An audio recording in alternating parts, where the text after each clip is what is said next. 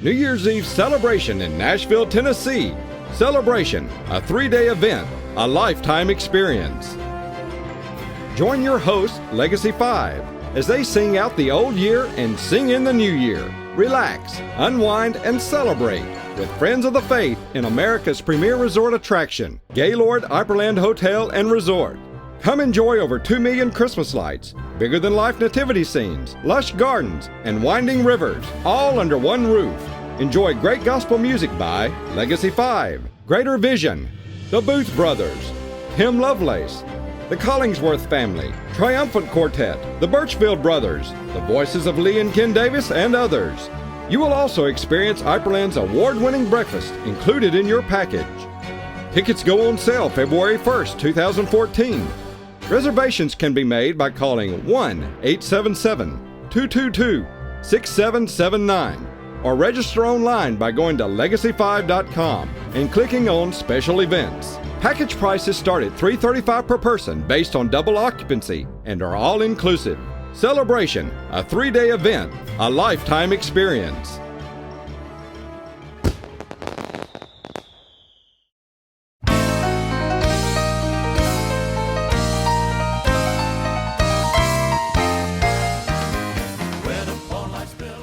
Hi there and welcome to On the Couch with Fouch. Today we're coming to you from Half Moon Cay, a private island in the Bahamas. And we are on the Gospel Music Celebration Cruise, and this is our last stop before getting back to Florida. We've had a wonderful day here on the island. It is a beautiful island. Let's play some volleyball. Got some beach volleyball here. Had a blast, had a lot of people out here playing. Did you win?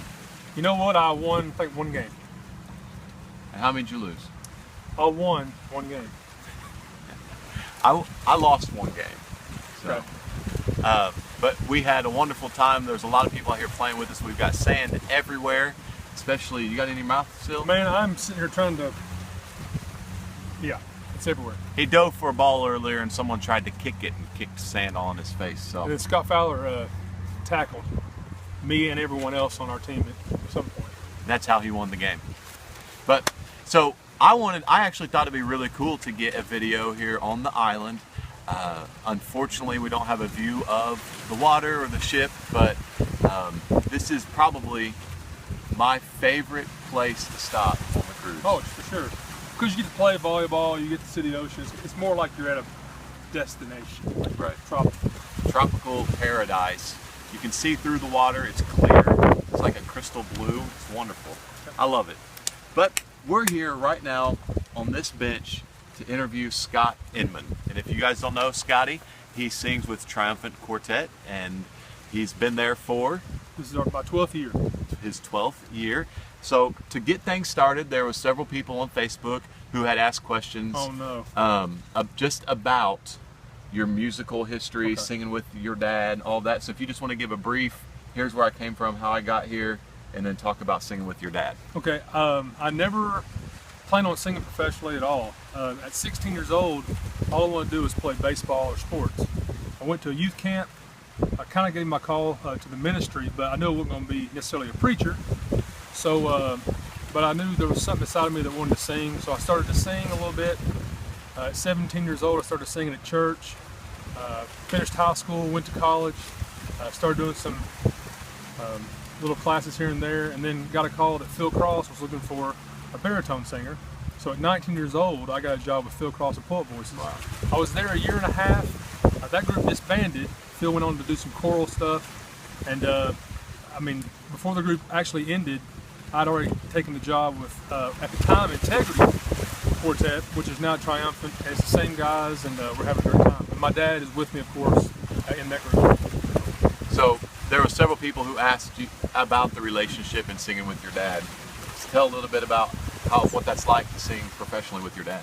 It's a lot of fun.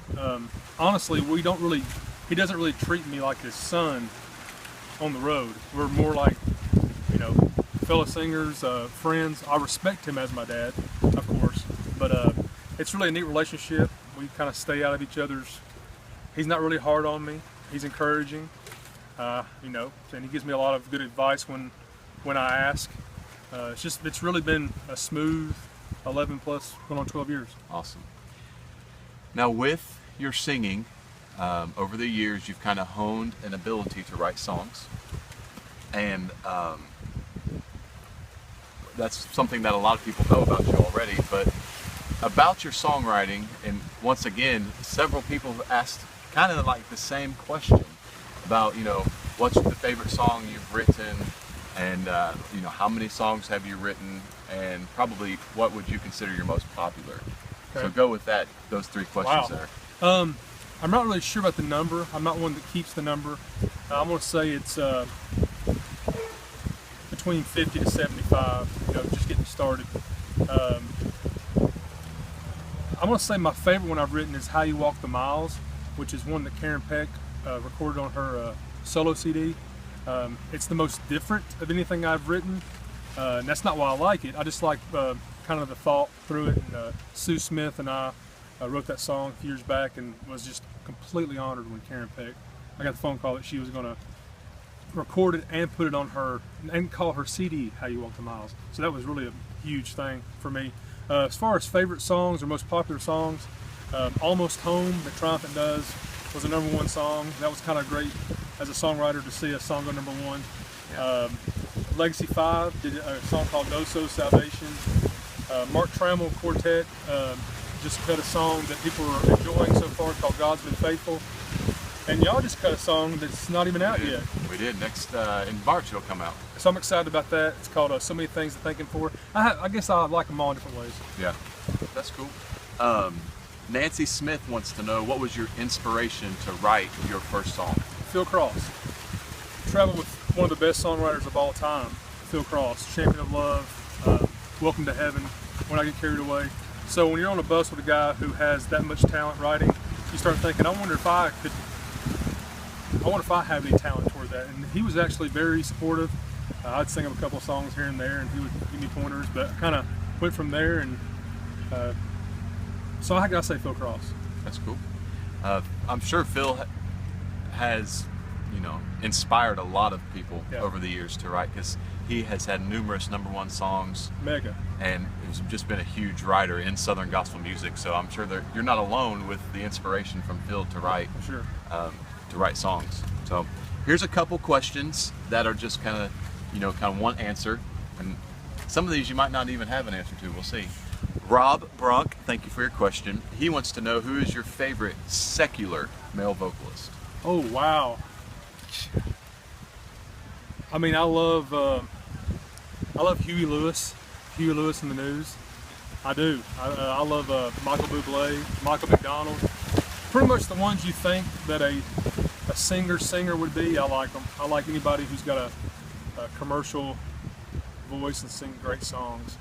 Okay. That's not the answer you wanted, but there you go. Several there Yeah. to choose from. Pick your favorite out of those. Exactly. Matt Lawson, he would like to know, if you could record any song that you haven't already recorded, what would that song be? Like an actual song that someone else has recorded, and I wish I'd have done it first. Yeah. Kind of thing? Yeah. Let's go with that. Let's go that way. Wow. I wish I'd have recorded Champion of Love first. Not because of the guy holding the camera or anything, but I mean, you always want to record just a ginormous song that lasts a lifetime. I've been lucky to record some songs that I think have done well, but Champion of Love would have. Yeah, I'm holding out for Champion of Love .2.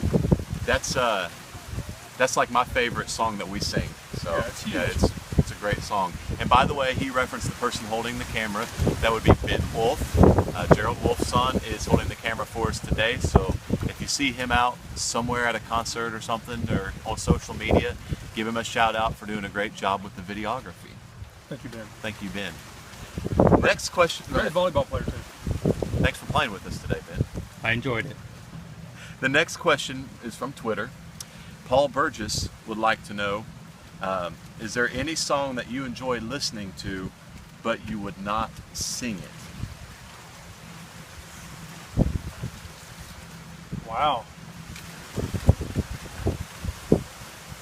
No. I mean, if I enjoy it, I'd probably want to sing it. Yeah. Unless it's like one of those just not my style, and I'd butcher it. know, but right offhand, I can't answer that. I'm sorry. Like I like listening to the song Amen. Yeah. But if I tried to do that in my, with my vocal abilities, it would bomb. Well, I wouldn't say bomb. It'd be real basic. Real basic. All right. So next we're gonna go to we're gonna go away from the singing. Okay. Let's go to your family. Tell us real quick about your family. Immediate family, my wife Casey. We've been married for 5 years, and we have a little girl named Embry Caroline, who's 17 months today. Oh, that's awesome. Today we're recording this, and she is on the beach, her first time on the beach, cool. having the time of her life. I love her with all my heart. She's got squeaky shoes on, and she's been squeaking all through the boat all week long, and it's been something. It sounds like when she's walking with those shoes, it sounds like ducks are coming. Yeah. And it's cute. Yeah. It's cute for a moment. It's adorable. It's adorable. It's time for the Bouch Zone. Here we go. You ready for this? You have an unspecified amount of time to answer the question. If you do not answer the question in that time, we go to the next question. What is the capital of Montana? Time. When inserting toilet paper on the roll, is it proper to have it over or under? Yes. I didn't have enough time. Over or under on the toilet paper? It's simple. I need some. Based on land mass, what is the smallest country in the world? Australia. Incorrect. And second, what is the second longest book in the Bible? Time. Are you glad you're done with the Fouch Zone? I want a second chance. Okay. What is the capital of Montana? Oh shoot, hold on, give me a second. Today we're Helena. actually going to let him see if he can Helena? answer. That's correct. Yeah! When inserting toilet paper on the roll, is it proper to have it over or under? Under. Under. And that's really a preference, No, it's real. Based on landmass, what is the smallest country in the world? And you said Australia. Would you like to try a second answer? Antarctica. Not close. Landmass, Scotty. Oh, landmass. I'm sorry. Antarctica. The answer is Vatican City. It's the Vatican, man. Duh. And the second longest book in the Bible. That would be Proverbs. No, what's The answer is Jeremiah. Jeremiah. So, Not the book. no. Thank you for joining us today from the tropical Half Moon Cay. We've enjoyed you being with us. Thank you, sir, for joining me. Thank you. On the bitch. Sorry, couldn't find a good couch, but hey, let's call this episode on the bench with the Grinch. For those of you who saw me sing the Grinch on the Christmas tour 2 years ago. Thank y'all. See you next time. See ya.